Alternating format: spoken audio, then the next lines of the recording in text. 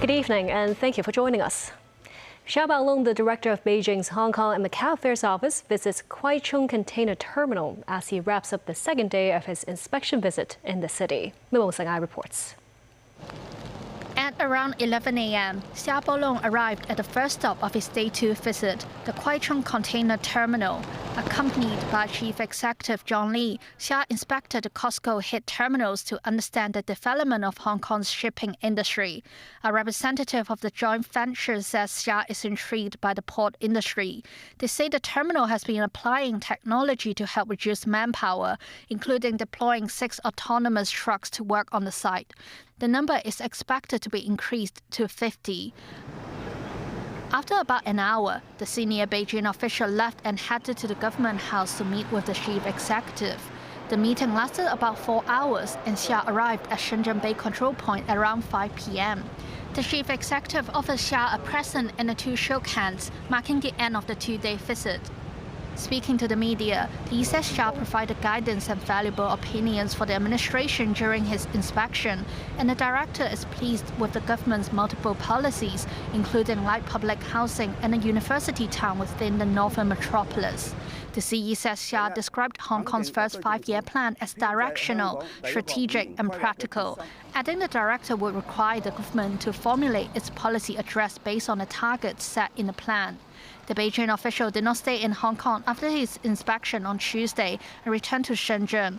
He then arrived in Hong Kong via Huanggang Port this morning.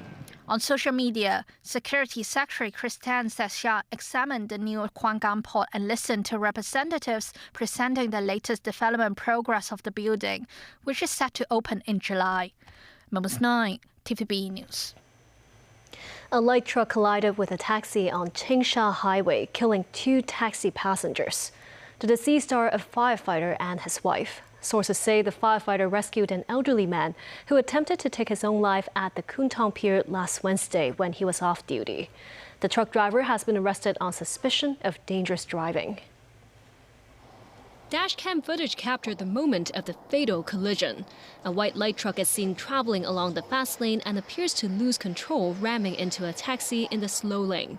The taxi is seen pushed towards the roadside, flipping several times before coming to a halt.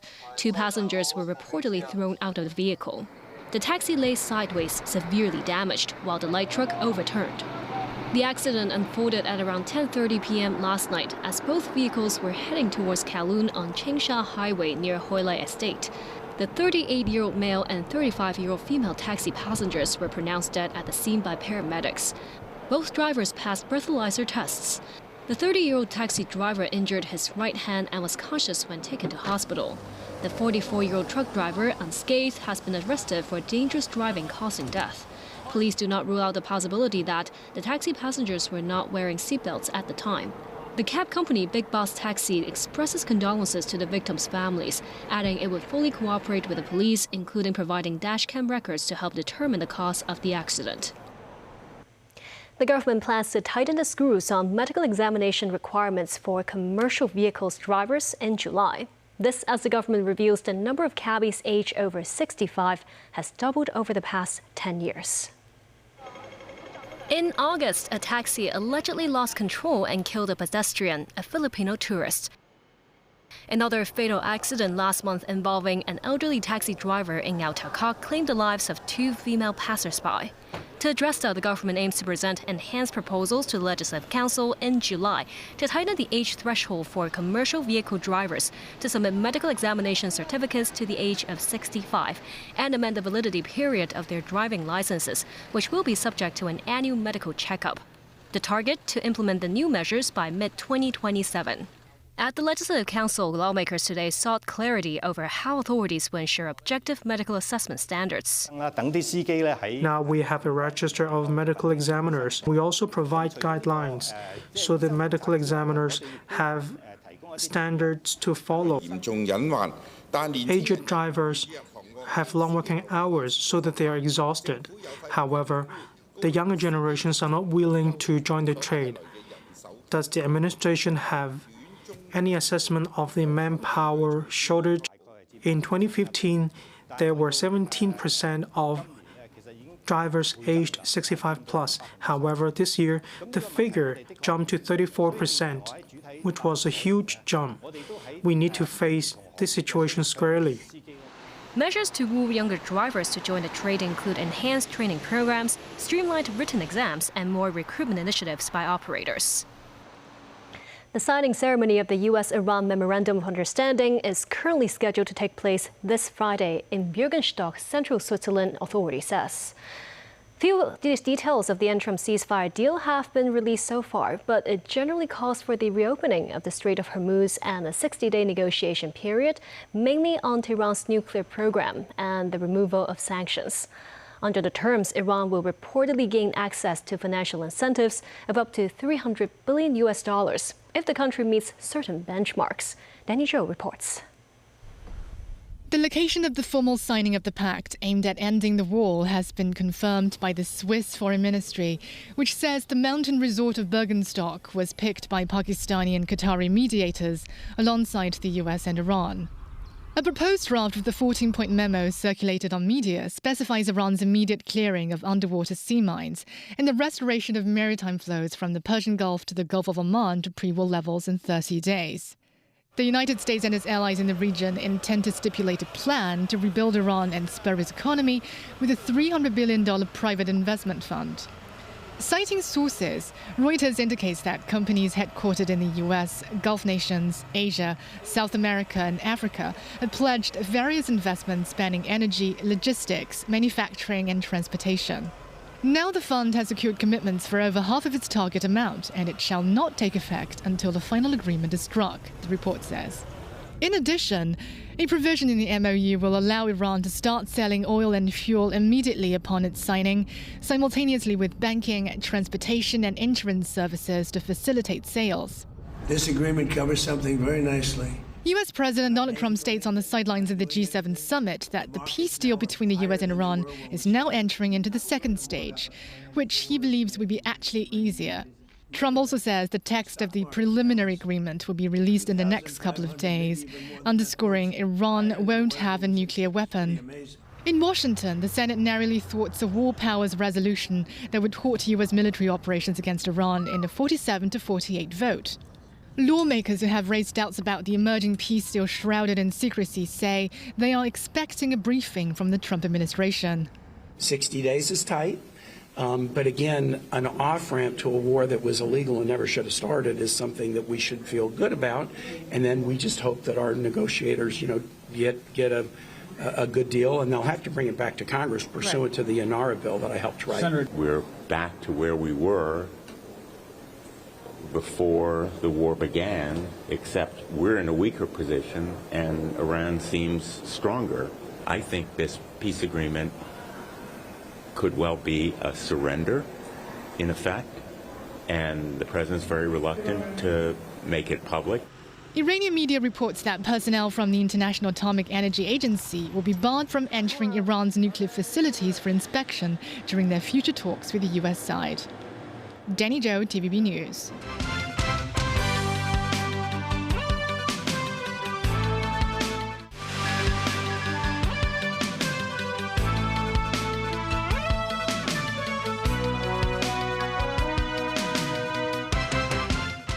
Welcome back. Beijing State Council Information Office releases a white paper titled More Just and Equitable Global Governance, China's Principles, Proposals, and Actions. Foreign Minister Wang Yi underscores the importance to defend the authority of the United Nations and refute unilateral moves to bypass the UN Security Council. The document outlines China's participation, actions, and results in global governance and calls on the international community to jointly build a fairer system. Foreign Minister Wang Yi says global governance concerns the well-being of all humanity, and amid increasing global instability and transformation, there's a stronger need than ever to revitalize multilateralism and improve governance effectiveness. He says among the key goals include easing regional tensions through dialogue, promoting lasting peace through shared security, and advancing political solutions to hotspots such as Ukraine and Gaza. The situation of the Middle East continues to be a concern of the whole world. What is needed now is for all parties to work toward the same direction, commit firmly to ceasefire in order to lay the foundation for a sustainable security architecture. Wang Yi urges all parties to resist unilateral actions that circumvent the United Nations Security Council. He adds the apparent dysfunction of multilateralism is not because the UN is unimportant, but because its authority have not been fully respected or exercised. Wang also reveals China is preparing to establish a World AI Cooperation Organization with a white paper proposing a global AI governance action plan that aims at ensuring AI benefits all humanity and prevent an AI arms race. The U.S. has delayed blacklisting DeepSeek, CXMT, and more than 100 Chinese firms reportedly in an attempt to avoid escalating tensions with Beijing. The entity list has not been updated since October, the longest lapse in over a decade. Beijing opposes the sanctions, calling it an abuse of export controls. The firms face accusations of military support, technology theft, and the supply of Russian drone components. DeepSeek and CXMT were approved for the list last year that remains unpublished.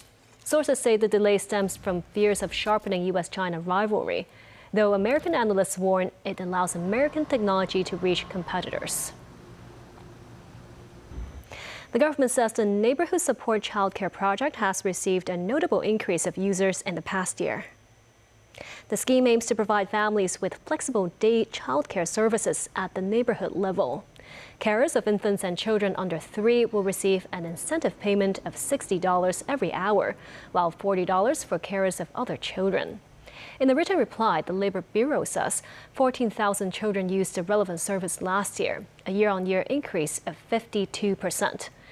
And most of them are from Tuen Mun, Yunlong, and Shamshui-Po. The number of carers also recorded a year-on-year rise of 60%, reaching 2,048. Movie producer Raymond Wong Pak-ming has been sentenced to 5 months behind bars after being convicted of insider dealing in Pegasus Entertainment shares in a criminal prosecution brought by the Securities and Futures Commission. The 80-year-old chairman and controlling shareholder of Pegasus was charged with advising her sister to trade the company shares before the inside information was disclosed to the market. He was also fined nearly $100,000. Wong continues to appeal the verdict. Researchers at CUHK Medical Center have successfully deciphered the mechanism of drug resistance in liver cancer and has developed a novel combination therapy which is expected to benefit 40 to 50% of liver cancer patients. The research team found a type of macrophage in the human body that recycles fatty acids from apoptotic cells and converts them into nutrients for cancer cells, thereby enhancing the tumor's resistance to immune attacks. Based on this discovery, the team confirmed in mouse experiments that combine immunotherapy with a TREM2 inhibitor significantly shrinks tumors with no serious side effects.